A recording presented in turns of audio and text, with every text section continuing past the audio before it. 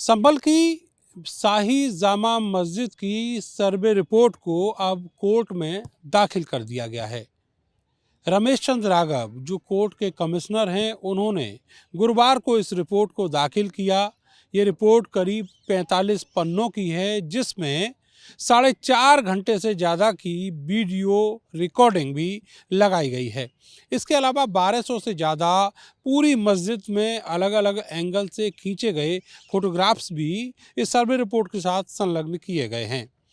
अब ये माना जा रहा है कि सुप्रीम कोर्ट और हाई कोर्ट का जब डायरेक्शन होगा तो उसके बाद ये सर्वे रिपोर्ट जो सिविल जज हैं जिनके सामने इसे प्रस्तुत किया गया है, वो इसे खोलेंगे। फिलहाल इस सर्वे रिपोर्ट को सीलबंद रखा गया है और जब तक सुप्रीम कोर्ट आदेश नहीं देता तब तक खुद जो न्यायाधीश हैं वो भी इस सर्वे रिपोर्ट को नहीं खोलकर देख पाएंगे। लेकिन जो मीडिया और दूसरे सूत्र हैं वो ये दावा कर रहे हैं कि सर्वे रिपोर्ट में ऐसा बहुत कुछ है जिससे ये साबित होता है कि जहां पर शाही जामा मस्जिद है वो एक मंदिर रहा है। आपको बताएं कि 19 नवंबर 2024 को एक याचिका के जरिए चंदौसी कोर्ट में ये दावा किया गया था कि जहां पर शाही जामा मस्जिद है वहां किसी ज़माने में श्री हरिहर का मंदिर रहा है और उसी दिन निचली अदालत ने यह आदेश दिया कि इस पूरे मामले में जो शाही जामा मस्जिद है उसका कमिश्नर सर्वे किया जाए। कमिश्नर सर्वे हुआ तो रात में ही वहां पर भीड़ का जमावड़ा हो गया, जिसके बाद 1.5 घंटे तक चली कार्रवाई के तुरंत बाद वहां से जो कमिश्नर सर्वे हैं और उनकी टीम को निकलना पड़ा था। इसके अलावा अगला दिन तय हुआ 24 नवंबर का, जिस दिन सुबह 7:30 बजे से कमिश्नर सर्वे का काम शुरू हुआ।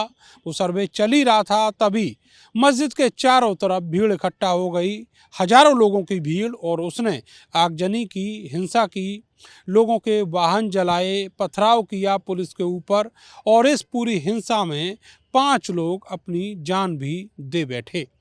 इसके अलावा पुलिस के भी बहुत सारे अधिकारी और कर्मचारी घायल हुए थे। 29 नवंबर को ये सर्वे रिपोर्ट कोर्ट में दाखिल होनी थी, लेकिन उसी दिन सुप्रीम कोर्ट का आदेश आ गया, जिसमें सुप्रीम कोर्ट ने निचली अदालत की सारी प्रोसीडिंग और एक्शन पर स्टे लगा दिया और जो मुस्लिम पक्षकार हैं, जो मस्जिद के पैरोकार हैं, उनसे कहा कि वो हाई कोर्ट जाएं, वहाँ से डायरेक्शन हासिल करें और उसी के अंतर्गत जो निचली अदालत है वहाँ पर कार्रवाई चलेगी। फिलहाल जो दावा किया गया है सर्वे रिपोर्ट में, जो सूत्र बता रहे हैं उसके मुताबिक यहाँ किसी ज़माने में हरिहर मंदिर होने के बहुत सारे पुख्ता प्रमाण मिले हैं। इन प्रमाणों में जो कमल के फूल हैं उसकी आकृतियाँ बहुत सारी दीवारों पर मिली हैं और बहुत सारे ऐसे भी स्थान हैं जहाँ पर इन आकृतियों को और कलाकृतियों को प्लास्टर करके पेंट के जरिए छुपाया गया है।